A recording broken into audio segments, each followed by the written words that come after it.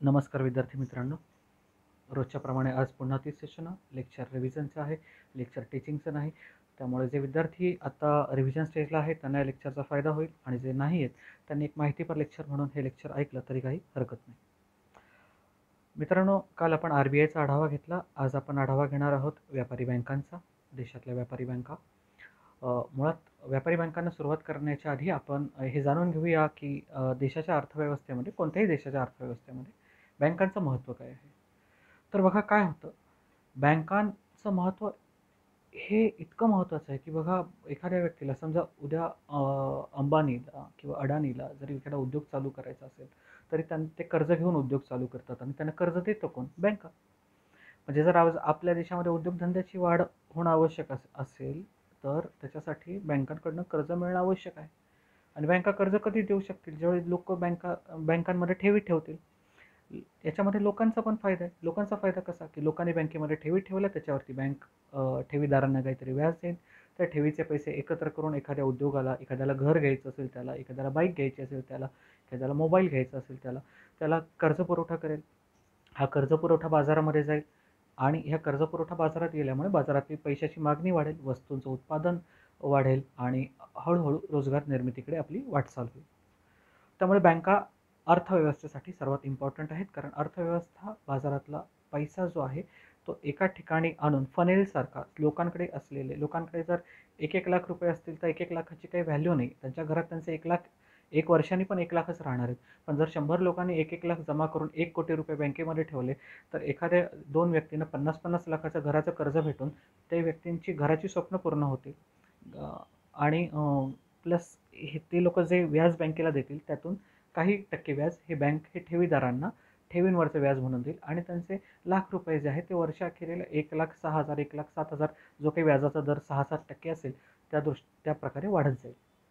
म्हणजे बँकांमध्ये पैसे ठेवणं हे ठेवीदारांसाठी फायद्याचं आहे आणि बँकांमधील पैशाचा वापर कर्जदारांनाही होतो आणि देशाच्या प्रगतीमध्ये बँका अशा प्रकारे फार महत्त्वाचा वाटा प्ले करतात. तर बघा, भारतामध्ये ज्या व्यापारी बँका आहेत त्यांचं साधारणपणाने वर्गीकरण आपण ज्यावेळी म्हणतो, जर ओव्हरऑल बँक्स बघितल्यात, ओव्हरऑल बँकिंगमध्ये बँक बाजार जो आहे त्याचं वर्गीकरण केलं जातं व्यापारी बँका आणि सहकारी बँका. आज आपला टॉपिक ऑफ डिस्कशन हा व्यापारी बँकांपुरताच मर्यादित आहे. तर बघा, व्यापारी बँकांमध्ये परत 2 प्रकार पडतात. एक आहेत सरकारी बँका किंवा ज्यांना आपण सार्वजनिक क्षेत्रातल्या बँका म्हणू शकतो. दुसरा आहे खाजगी बँका. आता ह्या ज्या सार्वजनिक क्षेत्रातल्या बँका किंवा सरकारी बँका आहेत त्यांच्यामध्ये कोण येतं? तर त्यांच्यामध्ये येतं state Bank of India, SBI, राष्ट्रीयकृत बँका आणि प्रादेशिक ग्रामीण बँका ज्यांना आपण म्हणतो RRB. आणि ह्या ज्या खाजगी बँका आहेत, खाजगी बँकांचे परत 2 गट पडतात. तर एक गट आहे भारतीय बँकांचा आणि एक गट आहे परकीय बँकांचा. त्यामध्ये ज्या भारतीय बँका आहेत त्यामध्ये समावेश होतो जुन्या खाजगी बँका, नवीन खाजगी बँका, लघुवित्त बँका ज्यांना आपण स्मॉल फायनान्स बँक म्हणतो, देय बँका ज्यांना आपण पेमेंट बँक म्हणतो आणि स्थानिक क्षेत्रीय बँका म्हणजे लोकल एरिया बँक्स ह्यांचा समावेश भारतीय खाजगी बँकांमध्ये होतो. आता आपण सुरुवात करणार आहोत सार्वजनिक क्षेत्रातील बँकांबाबत थोडीशी चर्चा करून. तर आपण सुरुवात करत आहोत state Bank of India, SBI. बघा, SBI ही आपल्या देशातली सर्वात मोठी बँक आहे. आता मुळात ही SBIची स्थापना झाली कशी? तर याच्यामागे छोटा इतिहास आहे. तर तो इतिहास असा आहे की ब्रिटिश काळामध्ये जे ब्रिटिशांचे 3 प्रांत, 3 प्रोव्हिन्स होते, बंगाल, मद्रास, कलकत्ता, मुंबई आणि मद्रास हे जे 3 प्रोव्हिन्स होते, या 3 ठिकाणी 3 बँका सुरू झाल्या. तर त्या बँका होत्या bank of Bombay, bank of Madras आणि बँक ऑफ कलकत्ता. अशा ह्या ज्या बँका होत्या, ह्या बँकांच्या एकत्रीकरणातून 1921 साली एक बँक तयार झाली. त्या बँकांना आपण म्हणतो इम्पेरियल बँक.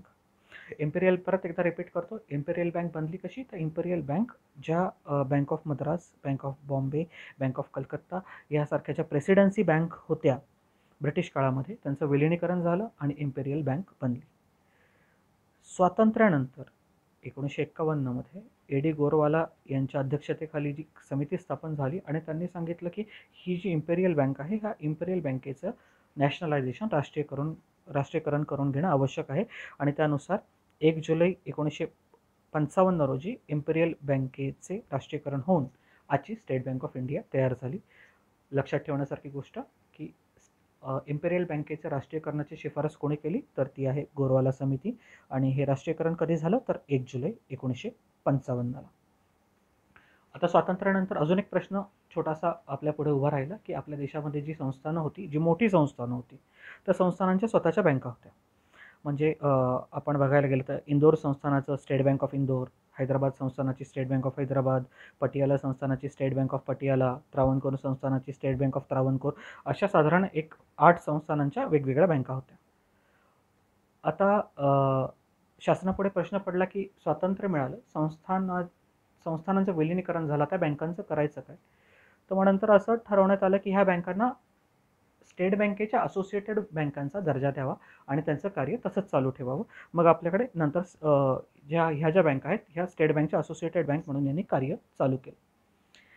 हळूहळू 2017पर्यंत टप्प्याटप्प्याने ह्या ज्या असोसिएटेड बँका होत्या स्टेट बँकांच्या, त्याचं स्टेट बँकेमध्ये विलिनीकरण करून घेण्यात आलं. आता कोणत्याही प्रकारची असोसिएटेड बँक स्टेट बँकशी निगडीत कोणतीही नाही. या सगळ्या बँकांचं विलिनीकरण झालं. आणि ह्या विलिनीकरणामागे एक मोठा हेतू होता. हेतू असा होता, की अशा छोट्या छोट्या बँका ठेवण्यापेक्षा त्यांचं विलिनीकरण करून एकच मोठा, देशाच्या अर्थव्यवस्थेला चालना देणारा एक मोठा मजबूत जायंट तयार करणं, हा याच्या मागचा हेतू होता. आणि त्याचा स्टेट बँकेला या विलिनीकरणाचा फार फायदा झाला. त्यानंतर पुढचा प्रकार जो आहे सार्वजनिक क्षेत्र बँकातला, तो आहे राष्ट्रीयकृत बँका.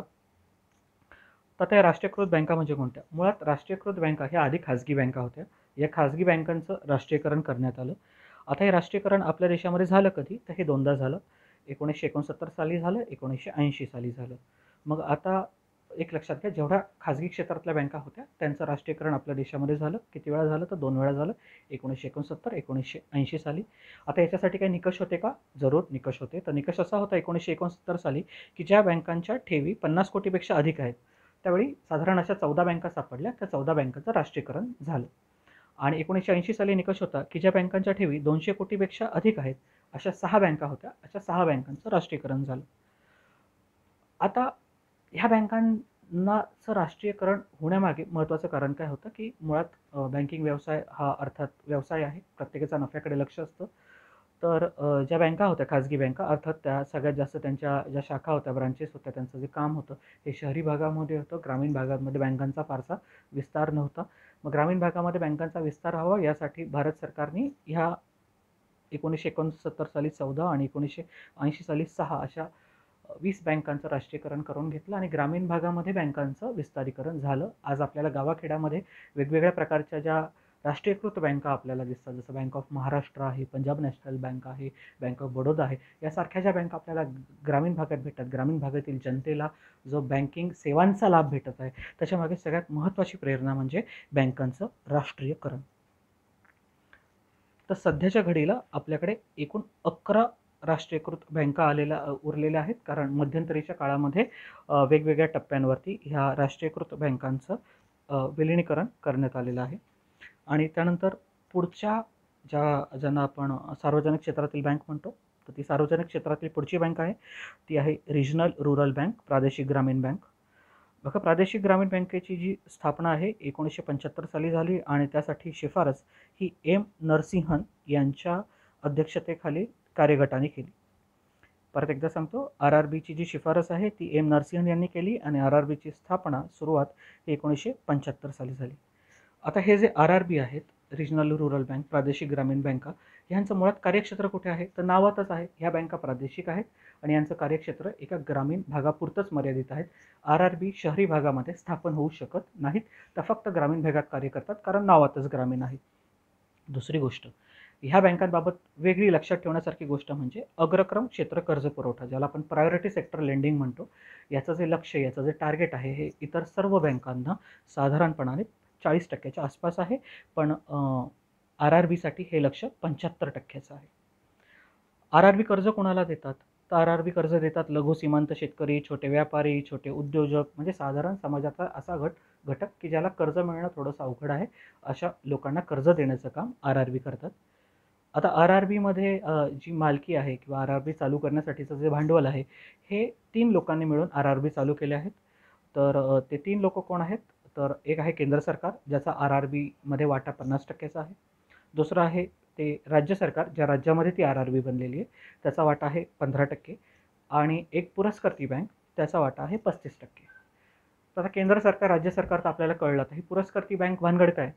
तर बघा, पुरस्कर्ती बँक म्हणजे काय? पुरस्कर्ती बँक एक राष्ट्रीयकृत बँक आहे, की जी RRB चालू करण्यासाठी 35% भांडवलाचं योगदान देते. प्लस RRBचे जे स्टाफ आहे, जे कर्मचारी आहेत, त्यांना ट्रेनिंग देण्याचं कार्य पण ही पुरस्कर्ती बँक करते. त्यानंतर साधारण हे 3 आपल्याकडे सार्वजनिक क्षेत्रातल्या बँका आहेत, त्या आपल्या बघून झाल्या आहेत. एक आहे स्टेट बँक ऑफ इंडिया, दुसरा आहेत राष्ट्रीयकृत बँका, तिसरा आहे प्रादेशिक ग्रामीण बँका. त्यानंतर पुढचा टप्पा आहे खाजगी बँकांचा. तर या खाजगी बँकांमध्ये समावेश कोणाचा होतो? तर बघा, जुन्या खाजगी बँका, नव्या खाजगी बँका, लघु वित्तीय बँका ज्यांना आपण स्मॉल फायनान्स बँक म्हणतो, पेमेंट बँका, देय बँका ज्यांना आपण म्हणतो, आणि लोकल एरिया बँक म्हणजे स्थानिक क्षेत्रीय बँका यांचा समावेश खाजगी बँकांमध्ये होतो. तर आता याच्यातला जो पहिला प्रकार आहे, जो आहे जुन्या खाजगी बँका. आता ह्या जुन्या खाजगी बँका म्हणजे कोणत्या? बघा, देशामध्ये बँकांचं राष्ट्रीयकरण झालं 1969 साली, जे पहिलं राष्ट्रीयकरण झालं. त्याच्या आधी देशामध्ये सगळ्या खाजगी बँकाच होत्या. आता 1969 साली जेवढ्या खाजगी बँका होत्या त्यातील 14 बँकांचं राष्ट्रीयकरण झालं. आता ह्या 14 बँका सोडून जेवढ्या उरलेल्या खाजगी बँका त्यावेळी 1969च्या वेळी ज्या देशामध्ये कार्यरत होत्या, त्या सर्व बँकांना आपण जुन्या खाजगी बँका असं म्हणतो. आता इव्हन ह्या ज्या जुन्या खाजगी बँकांमध्ये दुसरा गट हा पण आहे, की बाबा ज्यांचं राष्ट्रीयकरण 1980 साली पण नाही झालं. म्हणजे थोडक्यात सांगायचं म्हणजे ज्या बँकांचं राष्ट्रीयकरण झालं नाही अशा खाजगी बँका, ज्यांची स्थापना 1969च्या आधी झाली, त्यांना आपण जुन्या खाजगी बँका म्हणतो. त्यांचे उदाहरण द्यायला झालं तर कर्नाटका बँक आहे, तामिळनाडू मर्कंटाईल बँक आहे, RBL बँक आहेत, ही त्यांची उदाहरणं आहेत. आता नेमकं झालं काय? यांना जुन्या राष्ट्रीय बँका, जुन्या खाजगी बँका म्हणण्याचं कारण काय आहे? माफ करा, जुन्या खाजगी बँका म्हणण्याचं कारण काय आहे? की 1969 साली भारत सरकारने एक धोरणात्मक निर्णय घेतला, पॉलिसी डिसिजन घेतला, की आता बस झालं, आम्ही खाजगी बँकांना 1969 नंतर परवानगी देणार नाही, नवीन कुठल्याही खाजगी बँकांना. त्यामुळे 1969 ते आपलं जे LPG मॉडेल सुरू होईपर्यंत, सुधारणा आपल्या देशामध्ये सुरू होईपर्यंत 1991च्या कुठल्याही खाजगी बँकांना परवानगी देण्यात आलेली नाही. त्यामुळे 1991 पर्यंत आपल्या देशामध्ये जेवढ्या पण खाजगी बँका होत्या, अर्थात त्यांची स्थापना ही 1969च्या आधी झालेली होती. त्यांना आपण जुन्या खाजगी बँका म्हणतो. 1991 सालानंतर झालं काय, की आपल्या देशामध्ये उदारीकरणाचं वारं वाहू लागलं. नरसेन समितीच्या शिफारसी आल्या आणि त्यानुसार आपल्या देशामध्ये काही खाजगी बँका स्थापन झाल्या. उदाहरणार्थ axis bank, HDFC bank, ICICI bank इत्यादी. तर ह्या सगळ्या बँकांना आपण म्हणतो नव्या खाजगी बँका. म्हणजे लक्षात ठेवण्यासारखी गोष्ट, जुन्या खाजगी बँका कोणत्या? ज्यांची स्थापना 1969च्या आधी झाली. नव्या खाजगी बँका कोणत्या? ज्यांची स्थापना 1991च्या नंतर झाली. आणि भारत सरकारने धोरणात्मक निर्णय घेतला होता, त्यानुसार 1969 ते 1991 ह्या मोठ्या दीर्घ कालावधीमध्ये कोणत्याही खाजगी बँकांना परवानगी दिली नाही. त्यानंतर पुढचा बँकिंगचा प्रकार आहे, तो आहे लोकल एरिया बँक, ज्याला आपण स्थानिक क्षेत्रीय बँका म्हणतो. फार थोड्या प्रमाणामध्ये ह्या आता उरलेल्या बँका आहेत. तर यांच्याबाबत फक्त 2 ओळी महत्त्वाच्या आहेत, की बाबा ह्या बँका चालू करण्यासाठीचं जे भांडवल होतं, त्याची रिक्वायरमेंट जी होती ती 5 करोड रुपये होती. आणि ह्या बँकांचं क्षेत्र, बघा नावच आहे ना, स्थानिक क्षेत्रीय बँका, म्हणजे एका क्षेत्राला क्षेत्रीय स्थानिक गरजा भागवण्यासाठी या बँकांची स्थापना झाली. तर याचं कार्यक्षेत्र होतं 3 भौगोलिकदृष्ट्या निगडित जिल्हे, म्हणजे असे 3 जिल्हे की जे एकमेकांना भौगोलिकदृष्ट्या जोडलेले आहेत. अशा क्षेत्रामध्ये ही बँक करेल, म्हणजे लोकल गरजा भागवण्यासाठी. म्हणजे साधारण बघायला गेलं तर 3 जवळपासचे जे जिल्हे आहेत, तिकडच्या भौगोलिक रचना, तिकडचं वातावरण, तिकडे होणारे व्यवसाय यांचं एक साधारण एक समान स्वरूप असतं. जसं आपण पश्चिम महाराष्ट्राचं जर उदाहरण घेतलं, की पुणे, कोल्हापूर, सांगली, तर ह्या साधारण या पट्ट्यामध्ये आपल्याला असं बघायला भेटतं, की सातारा, ह्या पट्ट्यामध्ये बघायला भेटतं, की साधारण कृषीप्रधान हे भाग आहेत. काही भागांमध्ये शहरीकरणाचा विकास होतो, तर त्यांच्या ज्या समस्या आहेत, त्यांच्या ज्या रिक्वायरमेंट आहेत त्या सेम आहेत. कोकणातले जिल्हे बघितले आपण, रायगड, रत्नागिरी, सिंधुदुर्ग, तर हा किनारपट्टीचा भाग आहे. इथे मासेमारी उद्योग जास्त चालतात. इथे आंबे, काजू यांचं उत्पादन जास्त होतं. इथे पर्यटन उद्योग जास्त प्रमाणामध्ये होतात. हे सगळं महत्त्वाचं असल्यामुळे मग स्थानिक विभागांच्या ज्या आपल्या गरजा आहेत, की त्या भागवण्याचं काम लोकल एरिया बँक करते, स्थानिक व्यापार, स्थानिक उद्योगांना मदत करण्याचं.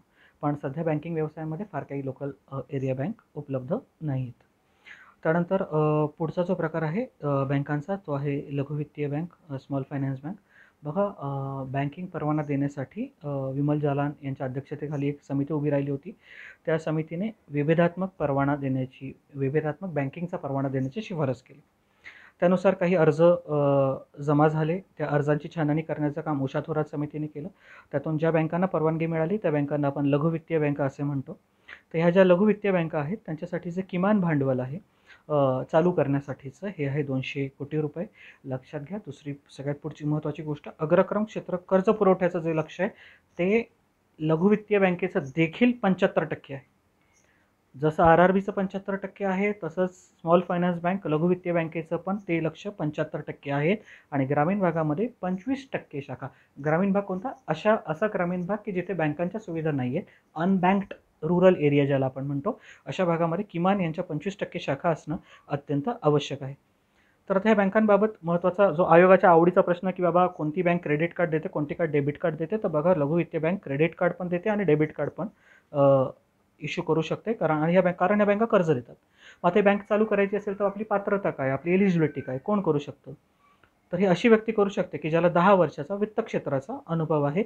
अशी व्यक्ती म्हणजे अशी संस्था, असं इन्स्टिट्यूट, जे NBFC असू शकतं किंवा एखादी छोटी बँक असू शकते, ते स्वतःची लघु वित्तीय बँक, स्मॉल फायनान्स बँक चालू करू शकतात. पहिली स्मॉल फायनान्स बँक आहे कॅपिटल स्मॉल फायनान्स बँक. जसं मी आता थोड्या वेळापूर्वी म्हणालो की 10 वर्षाचा अनुभव पाहिजे वित्त क्षेत्रातला, तसं ही जी कॅपिटल स्मॉल फायनान्स बँक आहे ही आधी कॅपिटल स्थानिक क्षेत्रीय bank, capital local area bank होती आणि त्याच्यानंतर लघु वित्तीय बँकांमध्ये, स्मॉल फायनान्स बँकमध्ये त्यांनी स्वतःला कन्वर्ट करून घेतलं. लघु वित्तीय बँका ज्या कर्ज देतात, ह्या कर्ज जे छोटे व्यापारी आहेत, छोटे उद्योजक आहेत, छोटे शेतकरी आहेत, सीमांत शेतकरी आहेत, हे त्यांचं प्रमुख लक्ष आहेत की ज्यांना ते कर्ज देऊ शकतात. त्यानंतरचा पुढचा प्रकार आहे बँकांचा, तो आहे देय बँका, ज्यांना आपण पेमेंट बँका म्हणतो. पेमेंट बँकांची शिफारस केली आहे नचिकेत मोर समितीने. पेमेंट बँकेचं जे मॉडेल आहे ना, हे मॉडेल आपण घेतलं आहे केनिया देशातून. केनिया देशामध्ये पेमेंट बँका आहेत. तर त्या मॉडेलच्या बेसवर आपल्याकडे पेमेंट बँक, देय बँका आज तयार झालेल्या आहेत. ह्या ज्या पेमेंट बँका आहेत त्यांचं जे भांडवल आहे, चालू करण्यासाठीचं जे भांडवल आहे ते आहे 100 कोटी रुपये. ह्या बँकांबाबत सगळ्यात महत्त्वाची गोष्ट, जो आयोगाचा आवडता प्रश्न आहे की बाबा ह्या बँका कर्ज देऊ शकत नाहीत.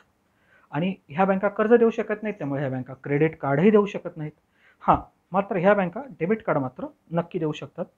आता मग ह्या बँका जर बघा, बँकिंग व्यवसायामध्ये आपण साधं सोपं काय बघतो की बाबा माझं जर बँकिंग व्यवसाय आहे, तर बँकिंग व्यवसायामध्ये काय होतं, ठेवीदारांकडून ठेवी घेतल्या जातात, त्या पुढे कर्ज स्वरूपामध्ये दिल्या जातात. पुढे जे कर्ज दिलेलं असतं त्या कर्जावर काहीतरी बँकेला व्याज भेटतं, त्याच्यातला ठराविक वाटा स्वतःसाठी काढून उरलेला वाटा हा ठेवीदारांकडे बँक पास करते. आता देय बँकांच्या केसमध्ये काय आहे, ते जर कर्ज देऊ शकत नाही तर ठेवीदारांना पैसे कुठून देणार, व्याज कुठून देणार, हा प्रश्न तयार होतो. तर साधारण याचं उत्तर असं आहे की ह्या ज्या पेमेंट बँकामध्ये ठेवी जमा होतात, यातल्या 75% ठेवी या शासकीय प्रतिभूतींच्या स्वरूपामध्ये ठेवाव्या लागतात. शासकीय प्रतिभूतींवर या बँकांना काही व्याज भेटतं. त्या व्याजातून स्वतःची ऑपरेटिंग कॉस्ट काढून उरलेलं ते ग्राहकांना व्याज म्हणून देऊ शकतात. 25% यांच्याकडे उरलेल्या ज्या ठेवी आहेत त्या व्यापारी बँकांमध्ये ठेवाव्या लागतात. थोडक्यात काय, तर बँकांकडे जेवढ्या ठेवी आहेत त्याच्यातला 75% भाग हा त्यांना शासकीय प्रतिभूतींमध्ये ठेवणं हे अत्यंत आवश्यक आहे. आणि पुढची गोष्ट की उरलेले जो 25% आहे भाग, तो ते इतर व्यापारी बँकांमध्ये ठेवी म्हणून ठेवू शकतात. ह्या बँका, परत एकदा सांगतो, आयोगाने 2-3 वेळा प्रश्न विचारलेला आहे. ह्या बँका क्रेडिट कार्ड देऊ शकत नाहीत, ह्या बँका डेबिट कार्ड देऊ शकतात. आणि पहिली देय बँक पेमेंट बँक आहे एअरटेल पेमेंट बँक. बरं, एअरटेल, आता ह्या ज्या देय बँका आहेत, ह्या ज्या पेमेंट बँका आहेत, ह्या कर्ज देत नाहीत. त्यामुळे ह्या बँका चालू करण्यासाठी वित्त क्षेत्राचा अनुभव असणं काही आवश्यक नाही.